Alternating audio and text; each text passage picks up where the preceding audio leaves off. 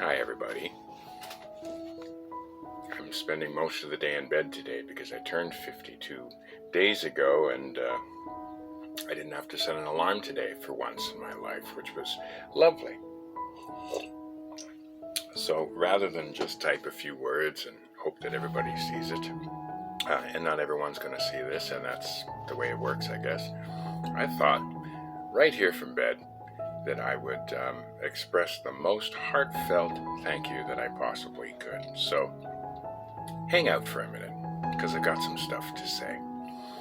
First of all, the backstory. I'm turning half a century old. I am half a century old.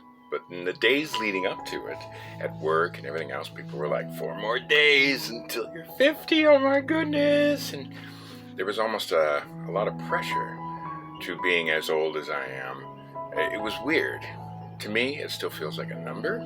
I think that's a good thing. But lo and behold, I had to work on my birthday 2 days ago, which is fine. The very first person to wish me a happy birthday was my dear sweet mom, who I was on the phone with for 2 hours the day before my birthday. She explained to me that on the day I was born, it almost killed us both. Fortunately, we both pulled through, and here we are. But it was thunder and lightning and storming and rain and awful weather the night that I was born. There's been a lot of jokes about that ever since, because I'm stubborn like my Irish mother. She would argue and say that she's analytical. But my mom, who by the way is a real live beauty queen, called to tell me the tale yet again, for probably the 49th or 50th time in my life, and I never get tired of it. It's really great. But she said over and over again, I can't believe you're 50. Which added to the whole, you're turning 50, everybody I know. So, then it happened. Then I turned 50. I went to work, I went home, I took it easy, had a bath, but the next day, I did a park hangout in Dufferin Grove, and many, many people came. A lot of people, Paul and Ian and a few other people, gave me gifts of wine and that sort of thing. I got a cigar. Zan and Drake, they showed up. Zan brought ribs. She made ribs in an insulated bag strapped to a wagon. She brought ribs, and we ate meat that was warm on what was not a warm day. It was not warm. It was not warm. But we huddled through it, we wore blankets, hung out, had a few drinks in the park, and we had a great time. After my mom's phone call, at work, on her day off, somebody that I work with, she works at Front Cash at my little jobby job at Home Hardware there on Queen West in Parkdale. Her name is Venus, and she's lovely.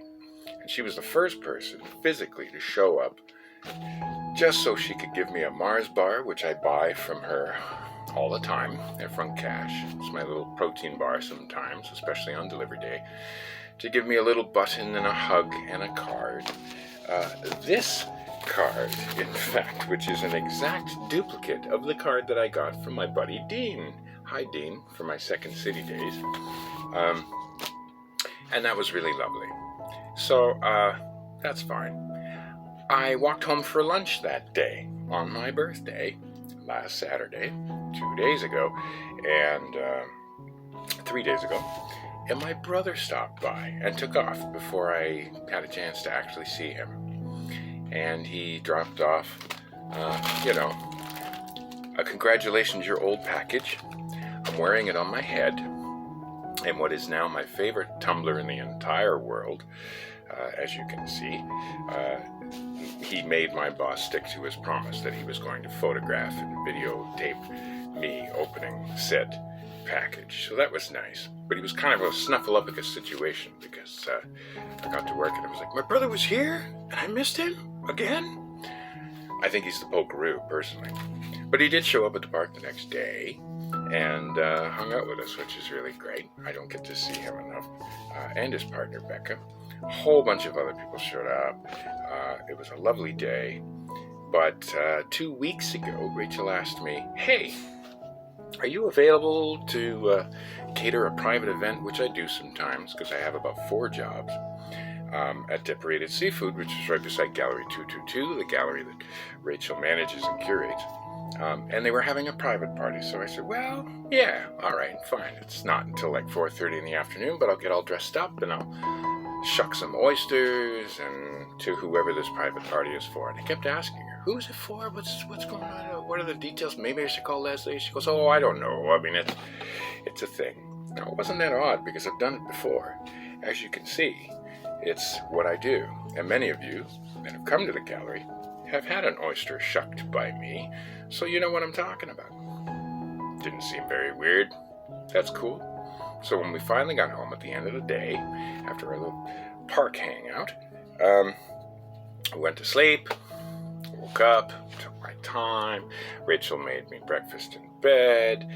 We had some chocolate cake that she made from scratch. I got all dressed up. I'm like, maybe I should call Leslie one more time just to check and see if... Now, Leslie's a very busy guy. He's the owner of, as I said, Decorated Seafood and the space that the gallery is in. He's a good friend of ours and he's lovely. And most of the time you gotta leave a message. He's that busy. I know the feeling. So we just showed up. I start cutting away. Oh, geez, the event's at 4:30. It's 4:15. I haven't even got the carrots cut, so I start doing my thing. And the door that folds like in a shopping mall was only open that much. And through the door comes Kevin Minchell, a friend of mine. Now, Kevin, he's an actor friend of mine, you see. We've died together on film many times. We got blown up in a mine together on Defiance. We've cohabitated the same castle together on Rain for a couple years. We were werewolves together on Shadow Hunters. We go back, yo. Been on a lot of film sets together.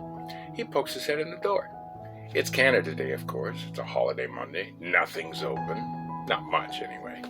And there we are in Chinatown. He sticks his head in the door and he says, hey, man, I was in the area. I thought I'd stop by and say hi. I just wanted to check out the gallery. It's not weird. I said, hey, oh, shit, I hope you don't mind if I work while we talk. I've got a private event going on in 15 minutes. And Kevin was like, oh, okay, yeah, no problem. Do your thing. Mr. Innocent. So he has a seat. I feed him a carrot. I feed him another carrot. I'm like, what's going on, man? How's Marla? Marla's his lovely wife who showed up a few minutes later, unbeknownst to me, while we're talking. Chris and his fiancée, his lovely fiancée, from Owen Sound, which is a 2.5-hour drive away. They stick their head in the door and they go, hey, we decided to come to Toronto for Canada Day. A lot of fireworks going on tonight or whatever. Doesn't seem that weird. I said, oh my God. I throw my arms around this guy. I haven't seen him for a long time. Or his beautiful fiancée. And I said, have a seat, man. I got an event. I'm kind of stressing out because I'm like, oh, geez, I miss these people so much, but I'm not even ready. And I take the oysters out. I rinse the water while I'm hanging out with these people. Then Vashti shows up. Vashti has had shows at the gallery. Vashti and I go back a decade. We're besties. I take one look at Vashti, who sticks her head in the door, the tiny little bit of door that was open. The knife I was holding slaps down on the counter, and the look that came over my face, well, I don't know what I looked like, but I do remember that my immediate words were, I'm not getting paid today, am I? Everybody explodes with laughter. I hear laughter outside the door, and the next thing I know, the door slides open, and there are so many people that I love and know standing right there. I'm the private event. Rachel planned this 2 weeks ago on social media, and she'll tell you this herself. She's terrible at keeping secrets. Terrible. But somehow, under threat of death, she was able to keep it a secret among everybody and with everybody. There were people that traveled, some of them a long way, to be there, and we spent the entire day hanging out. A lot of you are watching that were there. Thank you. You made this such an incredibly special birthday. Here's some of the things that people passed along to me in celebration of my 50 years, my achievement of being alive for just as long. 2 very nice bottles of scotch. Thank you, Kevin and Chris. A bunch of cigars, uh, a whole bunch of beautiful cards. I'm kind of an open book, and people tend to know what I like. AC/DC, big fan. Alan Turner, thank you for the Angus socks. Guess what? They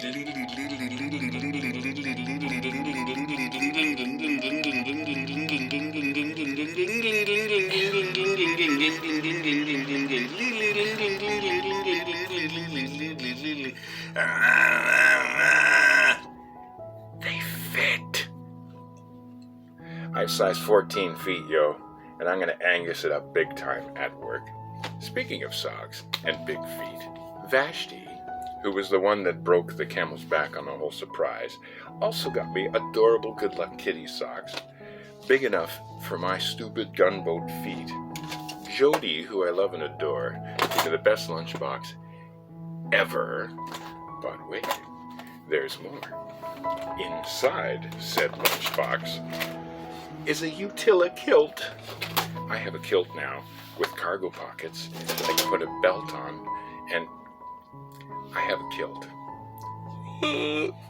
And also, Nicole, who traveled from Kitchener to be there today, yesterday, got her fella to make me this.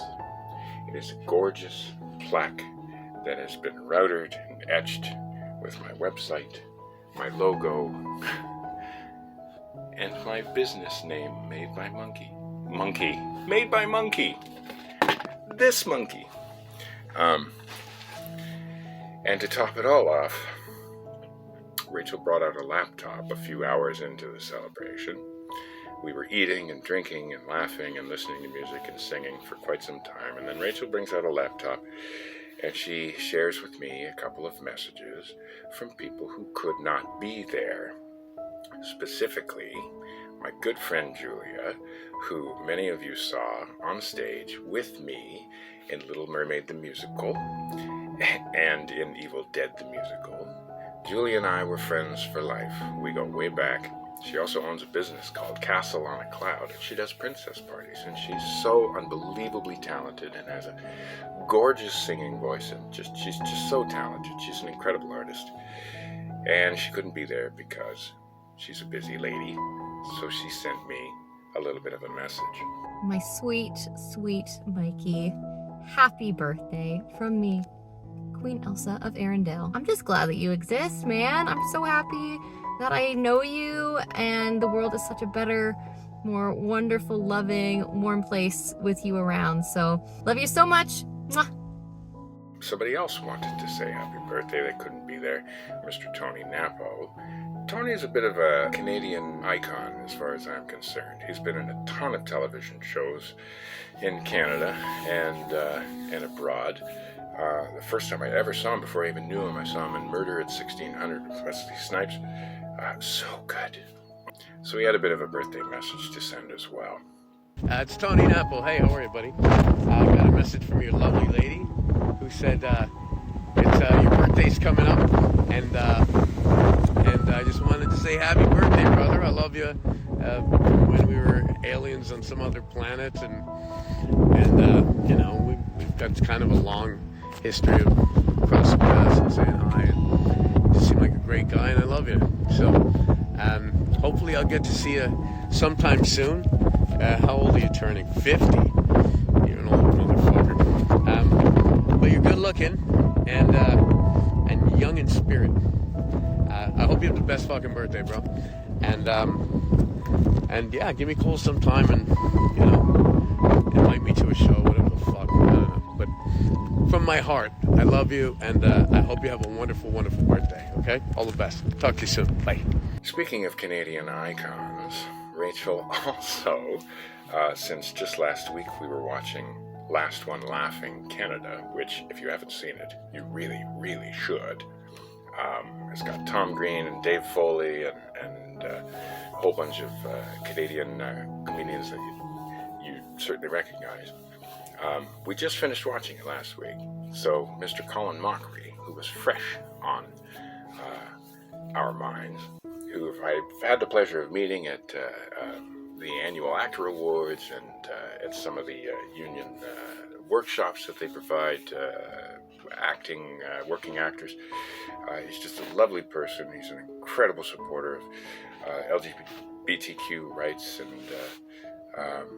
he's just, he's an icon. He's an absolute Canadian treasure. Rachel got him to send me a little bit of this. Hey there, Mikey. Colin Mockery from Whose Line Is It Anyway here, international comedy icon and, of course, role model to men, dream boyfriend to women, and enemy of cats. Not the animal. The movie. Have you seen it? Anyway, well, I'm guessing you know what's going on. The lovely Rachel has contacted me, turning 50. I actually still remember 50, Mikey. It was pretty good. I enjoyed it. I mean, 51, that's when everything turned to shit. You know what? You'll be fine. You'll be young forever. I know you and Rachel met on stage 10 years ago on doing improv. I know you're big fans of mine, so obviously you're both highly intelligent, very smart. I can only assume each of you is quite the catch for the other, because you would not let your standards fall below this, nor should you. I hope you have a lovely birthday, Mike. Well, Mikey, the only thing you're missing, this is your hoedown. Happy birthday. Thanks for loving me on Whose Line Is It Anyway? I hope this little hoedown gives you quite a lift. Rachel spent $5,000 on this gift. 5,000. I said, Rachel, for an improviser. She said, you know what? I love this guy. He's the greatest thing. I just think he is the best. And let's face it, this way, when it's my birthday, he owes me now. He owes me big. And I gotta tell you, Mikey, one of the creepiest laughs I've ever heard come out of a person. It was like a cross between a coyote, a hyena, and a duck in a blender. I can still hear it. Anyway, happy birthday. So, folks, there's a lot of you that wanted to be there and couldn't. There's a lot of you that only checked into Facebook once or twice a week and didn't know. It doesn't really matter what category you fall into. I feel the love. So, this is me signing off from bed. Now a 50-year-old fart. Thank you. I love you. And I can't wait to see you.